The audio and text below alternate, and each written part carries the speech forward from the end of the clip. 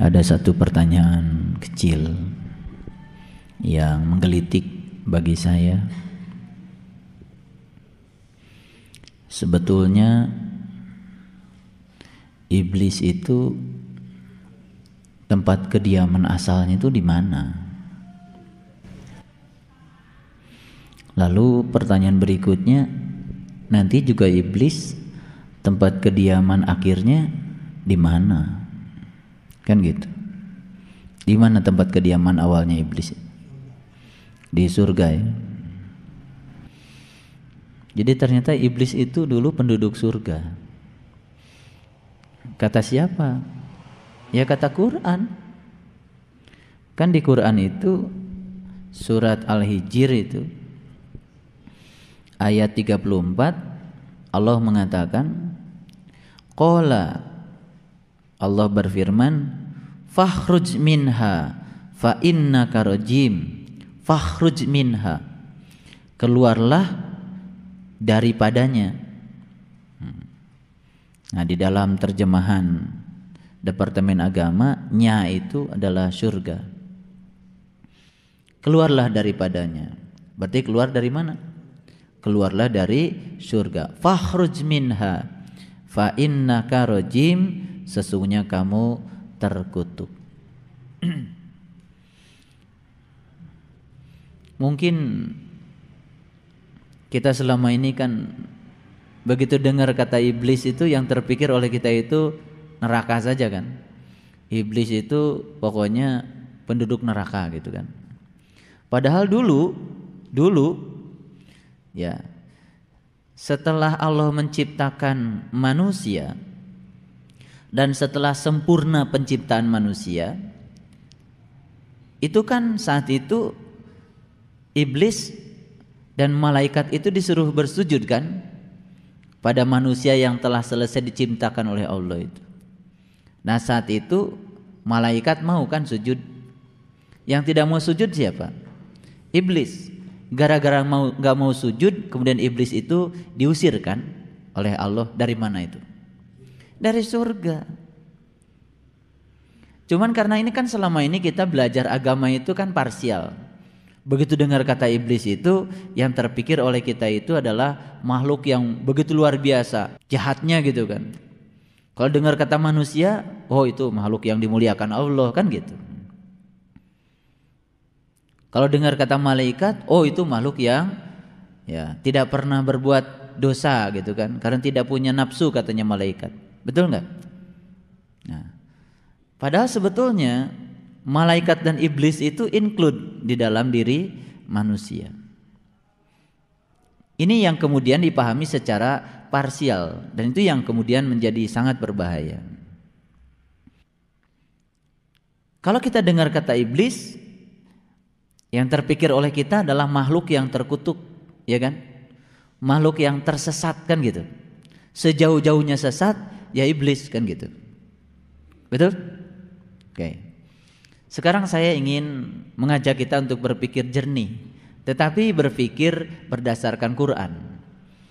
Semoga kita terhindar dari pikiran-pikiran kotor, apalagi pikiran-pikiran yang dilandasi oleh hawa nafsu. Saya ingin semuanya membuka dulu Quran surat Ibrahim sebelum saya lanjutkan.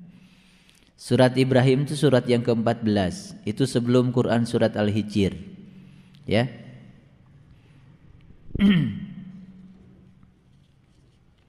Sudah ketemu? Ya. Tolong dilihat surat Ibrahim ayat yang ketiga. Saya ingin bacakan dari ayat yang kedua, walaupun tekanannya itu ada di ayat yang ketiga. Tolong dibaca dengan jujur membacanya, dengan hati yang ikhlas, yang tulus, supaya kita mendapatkan hidayah. Ayat yang kedua, ya, lillahillazi lahu ma fis samawati wa ma fil ardh.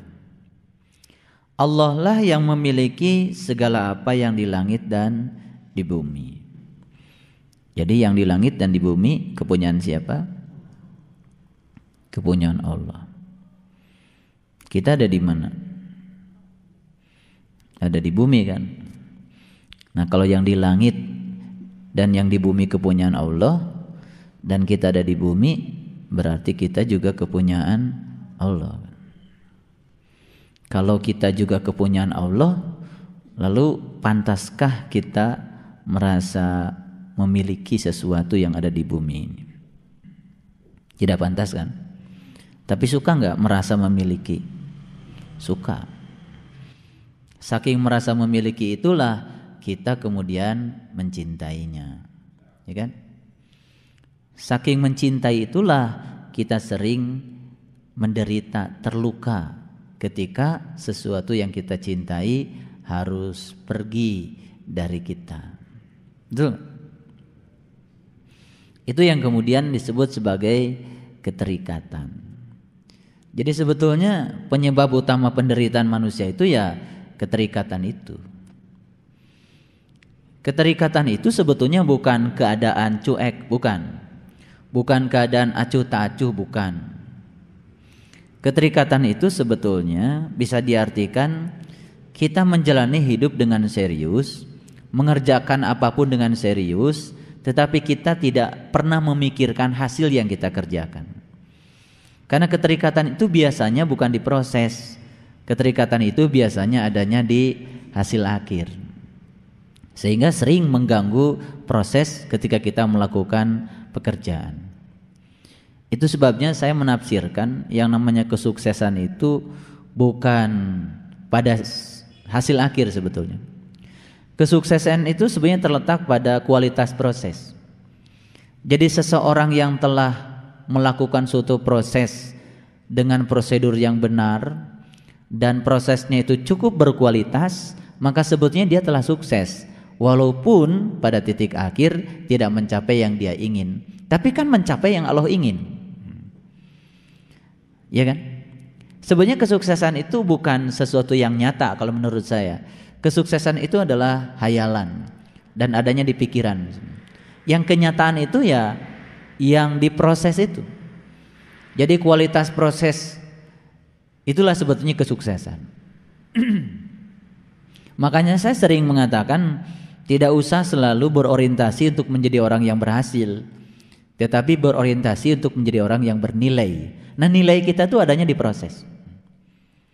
Sama seperti kita memandang kehidupan.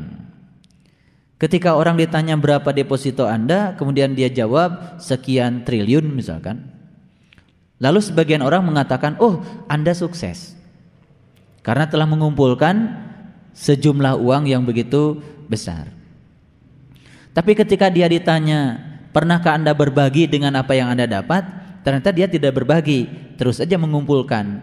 Sebetulnya dalam ukuran spiritual dia itu sebenarnya tidak sukses. Justru yang sukses itu yang hari ini tidak punya apa-apa, tetapi akibat apa-apa yang Allah berikan padanya telah dibagi oleh dia. Itu sebetulnya keberhasilan hidup. Karena dia telah menjadikan hidup ini begitu bernilai. Makanya kalau kita lihat para nabi, para suci ya, orang-orang yang telah luhur spiritualnya itu hampir dikabarkan tidak ada orang yang meninggalkan harta yang berlebihan. Tapi yang dia tinggalkan itu adalah nilai-nilai kehidupan yang luar biasa, yang abadi. Orang yang meninggalkan harta yang banyak itu ya 40 hari juga udah habis. Tapi orang yang menghadiahkan nilai-nilai kehidupan, tengoklah Nabi Muhammad gitu ya. Tengoklah, mohon maaf saya mengambil contoh yang lain, Bunda Teresa. Tengoklah misalkan yang lain, ya Mahatma Gandhi misalkan. Bagi saya itu orang-orang yang luar biasa. Beliau telah melahirkan statement-statement yang begitu bernilai. Satu kalimat saja yang diluncurkan oleh orang suci begitu menenangkan ketika kita membacanya atau ketika kita mendapatkan kalimat itu. Bukankah itu merupakan suatu nilai? Dan nilai itu ternyata abadi, tidak pernah hancur ya oleh ruang dan waktu. Itu. Oleh karena itu maka sekarang ini tugas kita adalah bukan mengumpulkan berapa banyak yang kita kumpulkan, tetapi bagaimana kita menciptakan nilai-nilai kehidupan yang nilai itu menjadi abadi bagi diri kita dan juga bagi orang lain. Sehingga hidup kita tidak berorientasi pada berapa banyak yang kita kumpulkan, tetapi berapa banyak yang kita bisa bagikan. Berapa banyak yang membuat kita bahagia? Bukan. Tapi berapa banyak yang bisa membuat orang lain bahagia. Nah, ketika kita mengubah orientasi hidup kita itu, maka kita akan bisa melihat bahwa sesungguhnya nilai kehidupan itu bukan terletak berapa banyak uang dan pemberian Allah yang dibelanjakan untuk membahagiakan diri kita, tetapi berapa banyak yang bisa dibelanjakan untuk membahagiakan orang lain. Bukan berapa kali kita tersenyum, tetapi berapa banyak orang yang bisa disenyumkan dengan tindakan kita. Itu yang dikatakan di dalam hadis, sebaik-baik manusia yang berguna bagi orang lain. Saya sebetulnya tidak bermaksud membahas ayat ini terlalu berlebihan. Kalimat yang pertama ini, kalimat lillahilladzi lahu ma fis samawati wa ma fil ar, ini bukan kalimat yang mau kita bahas pagi ini. Tapi karena kalimat ini muncul, jadi saya membahasnya sedikit. Tapi sebetulnya inti yang saya bahas itu adalah kalimat lanjutannya itu. Di situ ada kata-kata wa wailul lil kafirin. Well itu kan sering diartikan neraka. Betul enggak? Sebenarnya tidak masalah kalau well diterjemahkan neraka. Tetapi ada juga yang menerjemahkan well itu adalah kehinaan, kecelakaan, itu sama saja. Toh kehinaan dan kecelakaan itu pada dasarnya identik dengan neraka. Nah, kalau kata neraka ini diekstrapolasi pada pemahaman yang lebih luas lagi, sebenarnya neraka itu yang selama ini diidentikan dengan nar, dengan api, pada hakikatnya sebenarnya neraka itu ya segala perwujudan yang buruk, segala perwujudan yang tidak menyenangkan, semua penderitaan, kesedihan, penyesalan yang berbau negatif itu sebetulnya bisa berkategori neraka. Makanya sesuatu yang masuk akal kalau wail itu diartikan juga sebagai neraka. Tapi sebetulnya wail itu adalah kecelakaan. Ketika kita baca Quran surat Ara'aital ladzi yukadzibu biddin fazalikal ladzi yad'ul yatim wala yahuddu ala ta'amil miskin fawailul lil musallin. Itu diterjemahkan oleh Departemen Agama neraka wel untuk orang yang sholat. Tapi sebetulnya lebih pas, lebih universal sebetulnya kalau diartikan kecelakaanlah bagi orang yang sholat. Apa sih kecelakaannya bagi orang yang sholat? Kok yang sholat celaka gitu? Celakanya itu ketika dia merasa sudah sholat. Kecelakanya itu ketika dia merasa sudah mengabdikan diri kepada Allah. Kecelakanya itu dia merasa dirinya sudah soleh, padahal sebenarnya dia belum sholat. Dia belum mengabdikan diri kepada Allah. Sholatnya itu hanya sibuk memikirkan yang dia tahu, yaitu urusan-urusan duniawinya. Itu yang menyebabkan dia celaka. Gitu. Sebenarnya di dunia juga kecelakaannya sudah kelihatan, apalagi kelak di akhirat. Nah, saya lebih pas, lebih senang mengartikan wa wailul lil kafirin, kecelakaan bagi orang-orang yang tertutup.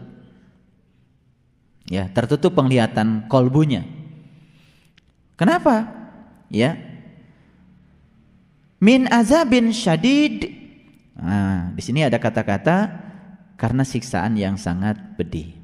Nah, biasanya kalau dengar kata-kata siksaan yang sangat pedih, lalu pikiran kita kan neraka. Dan neraka itu katanya nanti kan gitu. Padahal sebetulnya kecelakaan itu sudah ada sekarang. Kecelakaan itu sudah ada sekarang. Yang wujudnya itu adalah penderitaan batin, penderitaan jiwa. Cuman penderitaan jiwa ini sekarang ini masih ada kompensasinya, karena dia masih mendapatkan seolah-olah kebahagiaan-kebahagiaan yang non jiwa, yang disebut dengan kebahagiaan dunia, kan gitu. Jadi di pergantian akhir tahun, ya dari tahun 2011 ke 2012, ya malam itu kan menjadi malam yang sangat luar biasa, sehingga setiap orang itu merayakannya dengan upacara-upacara yang pada dasarnya sebetulnya tidak menimbulkan nilai. Jadi semua kota kabupaten itu saya dengar menginvestasikan uang ratusan juta untuk melakukan suatu upacara, mengumpulkan masyarakat untuk hiburan di balai-balai kota.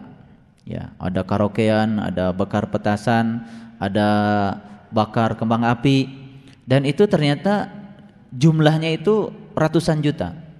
Jadi kalau satu kota kabupaten saja kecil-kecilan untuk acara itu 500 juta, itu kecilnya ya, kecilnya. Kalau saya baca di koran itu sampai miliaran. Ya. Itu di seluruh Indonesia berapa kota kabupaten yang pada saat yang sama membakar kembang api dan petasan untuk merayakan pergantian tahun, bukan muhasabah, bukan mengevaluasi diri apa yang kita lakukan tahun kemarin, tindakan apa yang kita ciptakan, kita imajinasikan untuk membangun tahun depan menjadi lebih baik. Subhanallah. Jadi kemarin di Jambi dan Padang itu berkumpul jemaah kita, semuanya di situ, dan juga dari berbagai elemen masyarakat. Saya memulai untuk wirid agung itu jam 10 malam, dan setelah jam 12, begitu pas jam 12 itu pas ketika membaca kalimat la haula wala quwata illa billahil aliyil azim. Saya matikan lampu dan kemudian saya merasakan seperti ada sebuah sensasi yang luar biasa. Di saat di kiri kanan saya mendengar suara petasan dan kembang api yang bergemuruh seantero Sumatera Barat. Kemudian semua kita melantunkan kalimat yang indah, la haula wala quwata illa billahil aliyil azim. Dan kemudian semua sajak muhasabah, dan saat itu semuanya menangis histeris, karena ternyata di saat kita pasrah total kepada Allah, Allah membukakan pintu kolbu kita luar biasa, dan semua orang yang hadir di situ menyaksikan ruangan gelap itu penuh dengan bintang-bintang. Subhanallah. Kalau saya cerita itu merinding ya, karena itu setelah selesai acara kemudian mereka sharing semuanya dan luar biasa. Ya, saya bilang mudah-mudahan ya wirid kita ini menjadi pasak biar bumi ini tetap beredar stabil di tempatnya di saat semua orang melakukan tindakan-tindakan yang mengurangi kestabilan bumi ini. Dan bumi ini kalau sudah tergelincir dari peredarannya ya itulah ya kehancuran. Jadi siksaan yang sangat pedih ini oleh orang-orang yang tertutup penglihatan batinnya itu tidak terasa. Karena gini logikanya, kita kan menjadi tidak nyaman dan tersiksa ketika lampu PLN mati karena kita sudah kenal lampu PLN nyala. Betul nggak? Jadi kalau tiap hari lampu di rumah kita nyala terus tiba-tiba mati, kan kemudian kita uring-uringan, betul nggak? Uring-uringan, tidak nyaman. Mau ngecas HP nggak bisa, ya kan? Mau nyalakan microwave nggak bisa, karena selama ini kan kita dimanjakan oleh listrik. Mau nyalakan TV nggak bisa, ya kan? Semua aktivitas di rumah mati. Padahal dulu juga kan kita asalnya tidak bergantung pada listrik. Menjadi tidak nyaman ketika kita mencoba untuk bergantung padanya. Tapi orang-orang yang sampai hari ini tidak mengenal listrik, mereka hidup nyaman-nyaman saja. Kita itu menjadi tidak nyaman karena sudah kenal listrik. Betul nggak?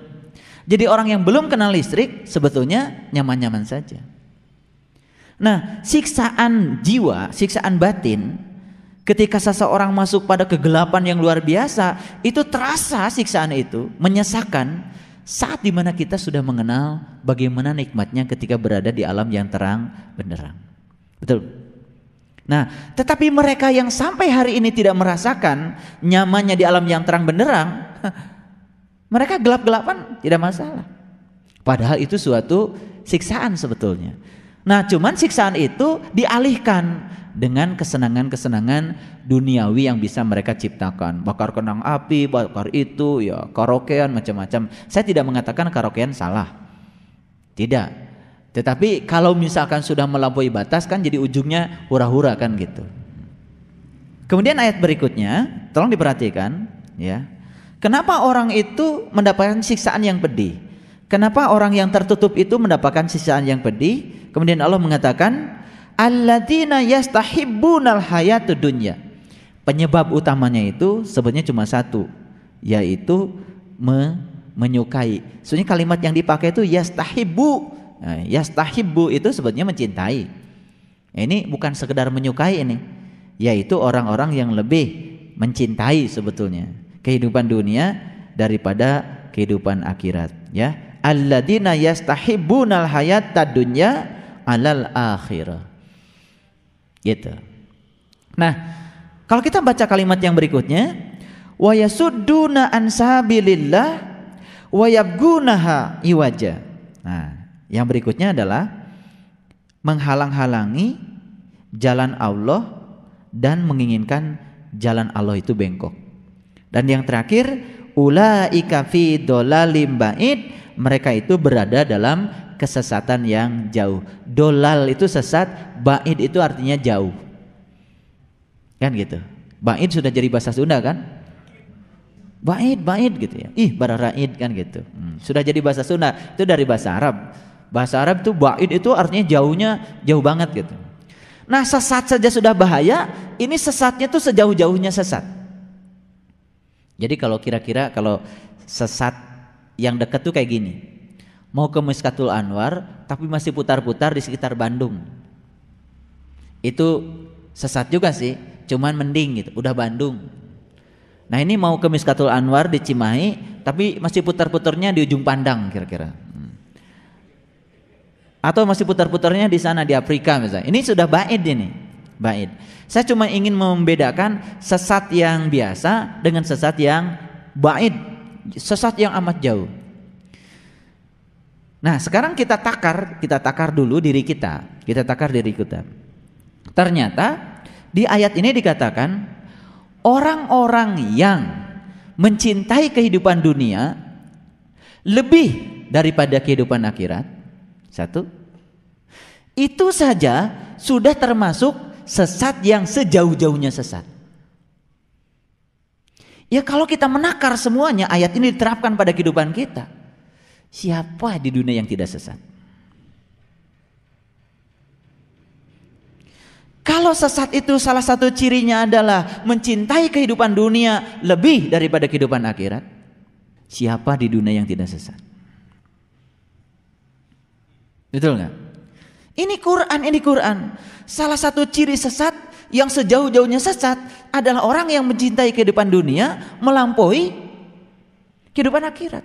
Saking cintanya pada dunia, selama dia mendapatkan kebahagiaan jasmania, siksaan ruhaniyah yang azabin syadid nggak kerasa. Sebetulnya siksaan Allah pada wilayah ruhaniyah itu hanya akan dirasakan oleh orang-orang yang sudah mengenyam kehidupan ruhaniyah itu kayak apa nikmatnya. Ketika tidak mendapatkannya baru dia akan tersiksa. Yang belum mendapatkannya tidak merasa tersiksa. Makanya ya, ini bedanya antara orang yang tertutup dengan orang yang terbuka. Nah, apa sih maksudnya saya bahas ayat ini? Kan tadi kita sedang bicara setiap ada kata-kata sesat, apalagi sejauh-jauhnya sesat, neraka, macam-macam, selalu dikaitkan dengan iblis kan? Betul nggak? Nah, sekarang saya mau tanya, sebetulnya iblis itu sebenarnya siapa? Dulu pernah di surga kok. Betul nggak? Cuman gara-gara memperkarakan, waktu ditanya sama Allah, kenapa kamu nggak mau nyembah Adam? Iblis bilang, karena Adam diciptakan dari tanah, sedangkan aku diciptakan dari api. Bagi iblis, tanah dan api sesuatu yang berbeda. Menjadi berbeda karena yang dia lihat itu sesuatu yang bersifat lahir. Nah, kenapa manusia membeda-bedakan satu dengan yang lain? Kenapa? Karena dia masih terjebak di wilayah lahir. Lahir itu beda. Merah dengan kuning beda. Betul nggak? Orang yang pakai baju bagus dengan orang yang pakai baju kurang bagus, bagi dia beda. Yang sepatunya lecak dengan sepatunya perlente, bagi dia beda.